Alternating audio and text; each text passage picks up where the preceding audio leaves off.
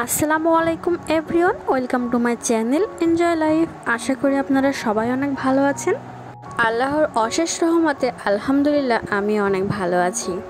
আজকে স্বাস্থ্য বিষয়ে দারুণ একটা ভিডিও নিয়ে চলে এসেছি। যারা স্বাস্থ্য সচেতন ব্যক্তি তারা আমার ভিডিওটি আশা করি অনেক বেশি পছন্দ করবেন। আজকের এই ভিডিওর মেন টপিকস, যারা ডায়েটে আছেন তারা ডিনারে কি খাবেন। চলুন তবে কথা না বাড়িয়ে আমরা শুরু করে দিই।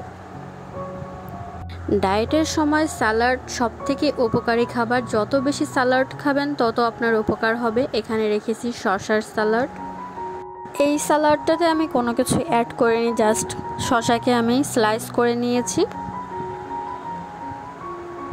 এরপরে রেখেছি নানা রকম সবুজ শাকসবজি দিয়ে একটি তরকারি। এর ভিডিওটি আমার চ্যানেলে দেওয়া আছে, চাইলে দেখে আসতে পারেন। সবুজ শাকসবজি শরীরের জন্য অনেক উপকারী। এরপরে আছে ঢেঁড়স সিদ্ধ, জাস্ট একটু লবণ দিয়ে সিদ্ধ করে নিয়েছি আমি, এখানে আর কোনো কিছু অ্যাড করিনি।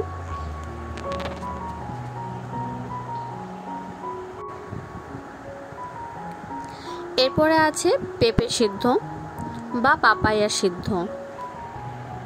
এই পেঁপে আর ঢেঁড়সটাকে জাস্ট আমি একটু লবণ দিয়ে স্টিম করে নিয়েছি। ডিনারে যত হালকা খাবার খাবেন ততই আপনার জন্য ভালো।